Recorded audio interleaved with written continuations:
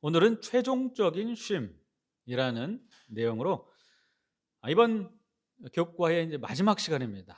우리 마지막 시간으로 이 제목을 가지고 함께 말씀을 나누겠습니다.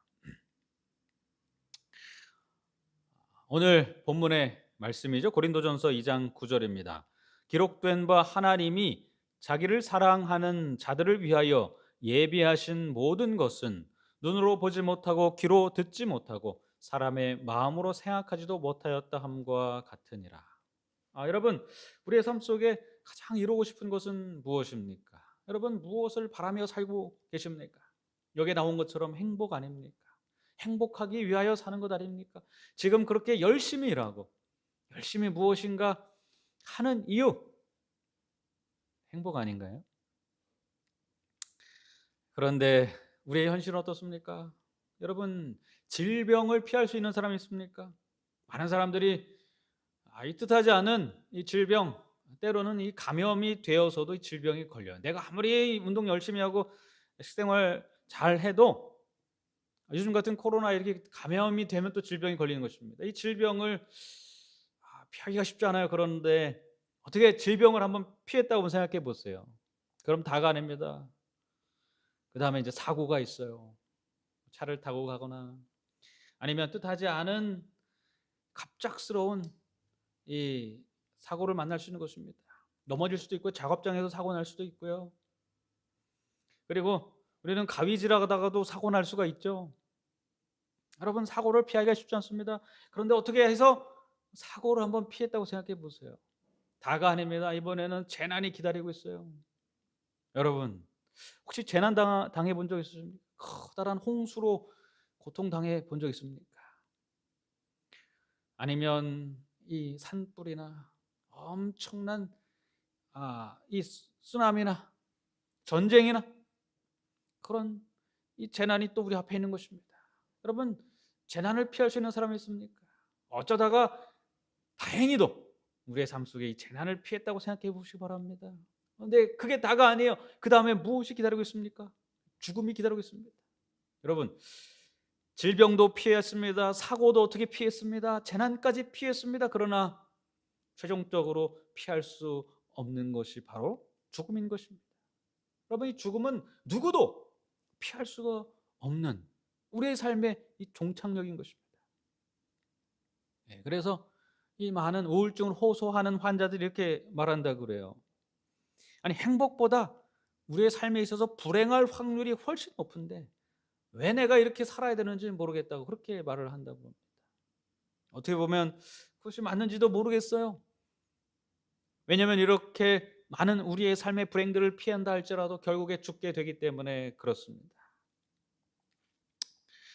그런데 오늘 우리가 읽은 이 기억절의 말씀, 이 본문의 말씀에 의하면 그것이 사실이 아님을 알 수가 있는 것입니다. 오늘 말씀은 이렇게 우리에게 말하고 있는 거예요. 너희의 삶에 예비하신 하나님의 축복을 생각하면 기뻐하지 않을 수 없다는 것입니다. 우리의 삶은 질병과 사고와 재난과 죽음으로 그저 불행으로 점철된 그런 삶이 아니라는 것입니다. 하나님께서 우리의 삶에 예비한 것이 있는데 그 축복을 생각하면 우리가 기뻐하지 않을 수가 없다는 것입니다. 여러분, 그러므로 우리의 삶의 기간 동안에 불행을 생각하며 그렇게 어떤 사람들처럼 우울해하는 것이 아니라 하나님께서 예비하신 축복을 생각하면서 기뻐하게 되기를 간절히 바랍니다. 오늘 이 교과 공부를 통하여서 우리가 충분히 기뻐할 이유가 있음을, 하나님의 약속이 있음을 발견하는 그러한 저와 여러분 되기를 간절히 바랍니다. 여기에 위로가 필요한 한 사람이 있습니다. 여러분, 반모섬에 갇힌 사도 요한입니다. 사도 요한은 그의 삶 동안에 수많은 질병과 그리고 사고와 재난과 여러 가지 과정을 거쳐서 가장 오랫동안 살아남은 사도예요. 이 AD 95년쯤 사도 바울은 이 도미티안 황제의 박해 때에 이 반모섬에 유배되어 있습니다. 여러분, 이 당시에 이 황제들이 뭐 매일 그렇게 매년마다 핍박한 것은 아닙니다. 그러나 핍박의 시기가 있었어요. 가장 큰 핍박의 시기 한 10번 정도 있었죠. 그럴 때는 이 죽일 듯이 그리스도인들을 핍박했습니다. 그리고 실제로 많은 순교자들이 생겨났습니다. 여러분 네로 황제 아시죠? 네로 황제의 핍박의 때에 베드로와 바울이 순교했습니다. 이것이 AD 66년에서 68년쯤으로 생각하고 있어요. 그러므로 그보다도 한참 지난 AD 95년에는 이미 베드로와 바울과 수많은 예수님의 제자들은 이미 다 순교당했습니다. 그리고 1세대의 그리스도인들도 거의 다 잠들었어요. 그리고 사도 요한만이 살아남아서 그 모든 삶의 역경들을 다 이기고 이 반모섬의 죄인으로서 유배되어서 온 것입니다. 이 당시에 이 도미티안 황제의 엄청난 핍박으로 인해 교회는 풍전등화의 상황에 처해 있었습니다. 여러분 이런 상황에서 사도 요한이요 이 밤오섬에 앉아서 이 외롭고 쓸쓸한 중에 마음속에 어떠한 생각이 들었을까요? 그의 눈앞에는 이 검푸른 바다가 있습니다. 여러분 우리가 휴가 가서 이 바다를 바라보면 즐겁고 재밌어요. 파도 소리도 음악 소리처럼 들립니다. 그러나 마음이 우울하고 그리고 상황이 어려울 때에 이 바다 소리는 우리를 집어삼킬 듯이 들립니다. 사도 요한은 이 바다를 바라보면서 수많은 자신이 처한 어려움과 공경을 생각했을 것입니다. 그리고 이 바다가 좀 사라져 버리기를 원했을 거예요. 그런데 다행히도 하나님께서 이 마지막 때에 관한 계시를 사도 요한에게 주시죠. 하나님께서 아직도 교회를 붙들고 계심을 계시를 통해서 보여주시지 않습니까? 그리고 그가 눈을 들어서 새 하늘과 새 땅을 바라봅니다. 그리고 거기에 무엇이 없음을 발견하게 됩니까? 또 내가 새 하늘과 새 땅을 보니 처음 하늘과 처음 땅이 없어졌고 바다도 다시 있지 않더라. 그렇습니다. 이 사도 요한이 새 하늘과 새 땅을 보니 거기엔 다행히 바다가 없어요. 이런 공경 속에 사도 요한을 붙드신 분이 하나님이십니다. 그분께서 사도 요한에게 보여준 계시는 무엇에 관한 거냐면 하나님께서 오늘 기억절에 이 본문의 말씀처럼 그분의 성도들을 위하여 교회를 위하여 예비하시는 것이 무엇인지 보여주신 것입니다. 그것은 놀랍게 화려한 하늘 예루살렘이었어요. 또 내가 봄에 거룩한 성 새 예루살렘이 하늘로부터 하늘에서 내려오니 그 준비한 것이 신부가 남편을 위하여 단장한 것 같더라. 이런 위기와 시련 속에서 사도 요한은 이제 돌파구가 없어 보이는 그 위급한 때에 하늘을 바라보았고 하나님께서 예비하신 것이 무엇인지 바라봄으로 위로를 받을 수 있었던 것입니다. 그렇습니다. 여러분 우리는 이 세상을 살면서 이 두 가지 관점으로 살아갈 수가 있는 것입니다. 역사에 대한 관점입니다. 첫 번째는 역사는 그저 무의미한 무한 반복이다 이렇게 생각하고 살아갈 수가 있어요. 많은 사람들이 그렇게 생각합니다. 그리고 삶의 의미를 찾지 못하고 우리의 삶 속에 질병과 사고와 재난과 죽음이 닥칠 때 그들의 삶과 희망도 거기서 끝나고 마는 것입니다. 그러나 그리스도인들은 다릅니다. 그리스도인들의 역사는 목적이 있는 역사입니다. 구속의 역사인 것입니다. 그러므로 우리는 성경을 통하여서 사도 요한이 그랬듯이 우리의 삶의 목적과 종말에 일어날 그리고 그 후에 일어날 일조차 알고 있는 그렇게 목적이 있는 구속의 역사관을 가지고 살아가는 사람들인 것입니다. 그러므로 그리스도인들에게 희망이 있는 것입니다. 그리스도인으로 살면서 이 세상 사람들하고 똑같이 그저 이 역사는 무의미한 무한 반복이다 이렇게 생각하고 산다면 그러한 이 그리스도의 삶은 의미가 없을 것입니다. 우리의 삶을 하나님께서 인도하시고 운행하시며 우리의 삶을 돌보고 계신다는 확실한 믿음이 우리에게 있어야 하는 것입니다. 그것이 성경을 통해서 우리가 얻을 수 있는 믿음인 것이죠. 예수님의 제자들도 그러한 믿음을 가지고 예수님께 질문합니다. 마태복음 24장입니다. 우리에게 이르소서 어느 때에 이런 일이 있겠사하며 또 주의 임하심과 세상 끝에는 무슨 징조가 있사오리까? 여러분 만약 예수님께서 옆에 계신다면 궁금하지 않겠어요? 이제 이 종말의 때에 세상에 무슨 일이 있습니까? 이렇게 묻고 싶지 않겠습니까? 그런데 그때 예수님께서 이렇게 말씀하셨어요.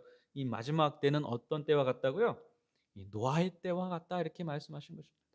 여러분, 예수님께서 마지막 때가 노아의 때와 같다라는 그렇게 말씀하신 뜻은 무엇입니까?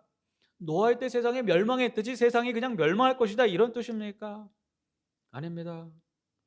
노아의 때에 이 세상은 다음 세상을 위하여 준비하고 있었던 것입니다. 예수님은 그 다음 세상을 말씀하시는 것입니다. 이 종말의 때에 우리가 살고 있는 마지막 때도 마찬가지입니다.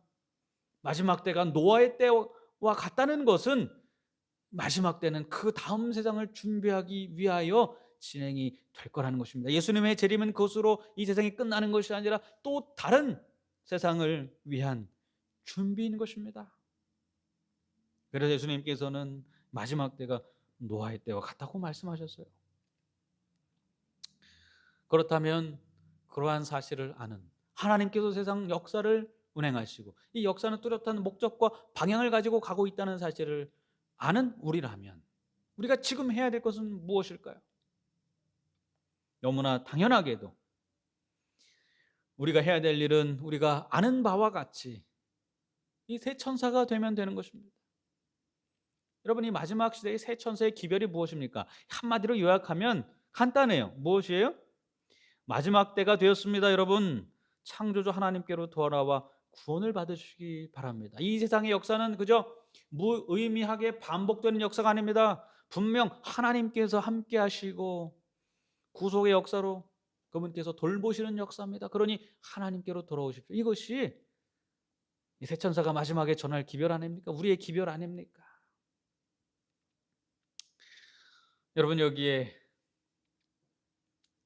이 땅을 살아가는, 특별히 이 땅을 살아가다가 이 경쟁에서 뒤처지고 사람들로부터 손가락질을 받는 이 사람이 있다고 한번 생각해 보세요.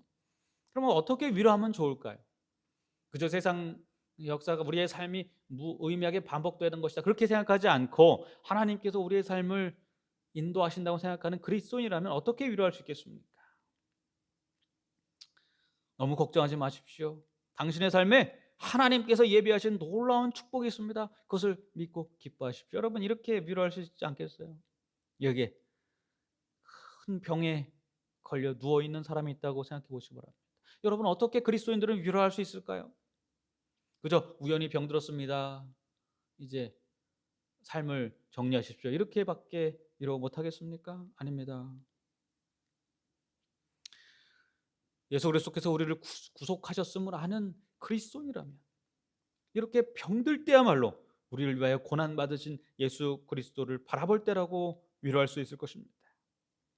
그리고 그분으로부터 위로와 치유의 능력을 경험할 때라고 담대하게 권고할 수 있을 것입니다. 여러분, 재난을 맞은 사람들을 보고 이 새 천사는 어떻게 그들에게 권고해야 될까요? 그렇습니다. 역사의 주인이 하나님이심을 알려줘야 하는 것입니다. 여러분, 이 재난의 때를 맞은 사람들은 거의 패닉 상태에 빠집니다. 그들에게는 이 삶의 운행자가 누구인지, 우리의 삶을 인도하시는 자가 누구인지 알지 못해요. 그래서 평소에는 이 잔잔한 물결 속에 배가 갈 때는 괜찮지만 풍랑 속에는 사람들이 이 우왕좌왕하는 것처럼 우리의 삶이 이 평소에는 괜찮지만 이렇게 재난 상황 속에 들어가면 거의 삶의 희망을 포기하고 이 패닉 상태에 빠지는 거죠. 그때 그리스도인이 전달해야 될 메시지는 무엇입니까? 분명한 것입니다. 우리의 삶의 주인, 역사의 주인이 누구인지를 알려주면 되는 것입니다. 그분께서 이 세상 역사를 운전하고 계심을 알려줘야 하는 것입니다. 그러므로 불안해하지 마십시오. 재림의 그날을 기다리며 희망을 버리지 말라고 우리가 권면할 수가 있는 것입니다. 여러분, 우리의 삶에 죽음이 찾아올 때 그 유가족을 어떻게 위로하면 되겠습니까? 하나님을 알지 못하는 자들은 삶이 죽음으로 끝나는 허무한 것이라고 생각하기 때문에 이 죽음에 대한 두려움과 슬픔과 공포를 극복하지 못하는 것입니다. 그러나 그리스도인들은 그게 아니죠. 어떻게 위로할 수 있습니까? 그리스도인들은 삶이 영원한 것이라는 것을 압니다. 그러므로 부활의 소망을 품고 하나님 안에서 다시 만날 날을 생각하면 소망을 잃지 말라고 권면할 수가 있는 것입니다. 여러분, 그런데 이러한 권면들이 무색할 때가 있어요. 그때가 언제인지 아십니까? 그때는 바로 마지막 재난의 때인 것입니다. 예수님께서 말씀하신 이 노아의 때의 종말의 때입니다. 요한계시록에 기록되어 있는 마지막 재난의 때인 것입니다. 여러분, 그때는요, 이 세상이 무너지는 때예요.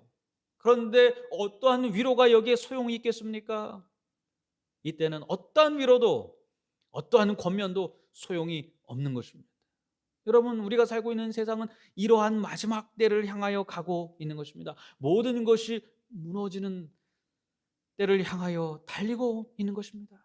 막상 그때가 되면 이 세상에 어느 누구도 어디에서도 삶의 위로와 위안을 발견하지 못할 것입니다. 여러분, 그래서 성경은 그러한 이 종말의 재난의 때가 되기 전에 깨어 있으라 권면하는 것입니다. 깨어 있으라, 깨어 있으라. 그러므로 깨어 있으라. 어느 날에 너희 주가 임할는지 너희가 알지 못함이니라.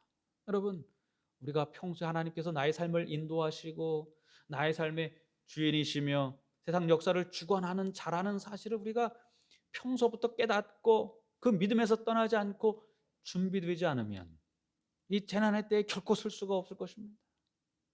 나뿐만 아니라 우리의 가족과 우리 성도들과 우리 이웃들도 마찬가지입니다. 평소부터 깨어 있어야 하는 것입니다. 나의 삶에 하나님께서 어떻게 개입하고 계시고 나의 삶을 어떻게 인도하고 계시며 세상 역사를 어떻게 주관하고 계신지를 알아야 하는 것입니다. 그것이 깨어 있는 거예요. 그렇게 성령의 역사의 인도하심을 받아 우리가 깨어 있을 때 이러한 전 지구적인 종말이 우리에게 찾아왔을 때 그 누구도 서 있지 못할 때 그때조차도 믿음 안에서 흔들리지 않을 수가 있는 것입니다. 그렇지 않고서 여러분, 이런 종말의 때를 견딜 만한 사람이 어디 있겠습니까?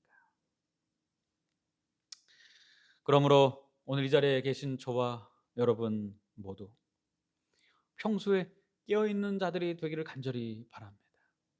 오늘 말씀에서 우리에게 강력히 말하고 있듯이 그리스도인들은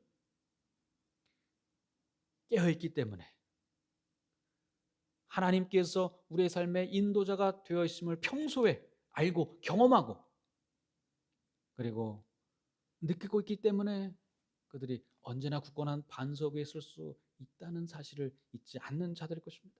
오늘 그러한 축복받는 자들이 저와 여러분이 되기를 간절히 바라면서 오늘 말씀을 마치겠습니다.